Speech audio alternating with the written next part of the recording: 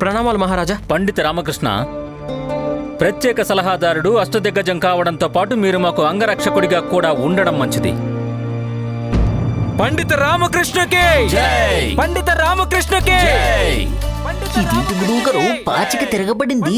జై జై ధ్వనులు మీకు పలకాలి కదా. పండిత రామకృష్ణను మీరే ఆదేశించారు కదా. ఊరుకోండ్రా, మూర్ఖులారా, గాడిదలారా, వెళ్ళండి ఇక్కడి నుంచి. క్షమించండి మహారాజా, నాకు అసలు ఏమీ గుర్తే లేదు. సాధ్యమే పండిత రామకృష్ణ, దెబ్బ కారణంగా అలా జరిగుండొచ్చు కూడా. దెబ్బ? మహామంత్రి గారు.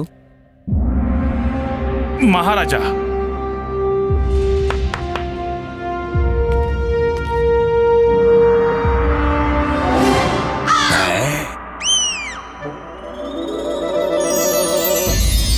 పండిత రామకృష్ణ, ఇవి మా తరపున మీకోసం బహుమతులు.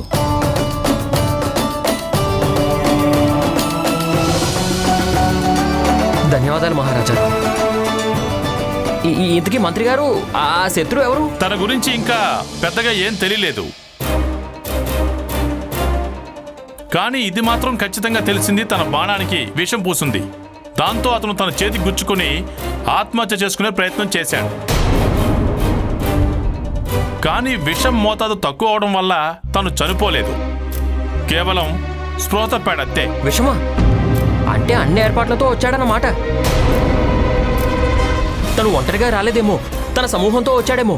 మహారాజా, నాకు మీ రక్షణ గురించి బెంగగా ఉంది. పండిత రామకృష్ణ, మీరు బెంగపడాల్సిన అవసరం ఏమీ లేదు. మంత్రివర్యులు చూసుకుంటారు.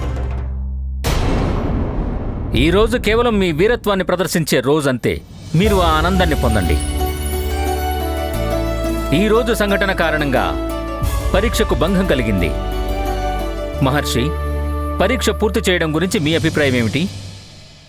మహారాజా, నేను మిగతా పరీక్షలు రేపు ప్రాతకాలంలో పెడతాను. అలాగే, రేపు ప్రాతకాలంలో కలుసుకుందాము.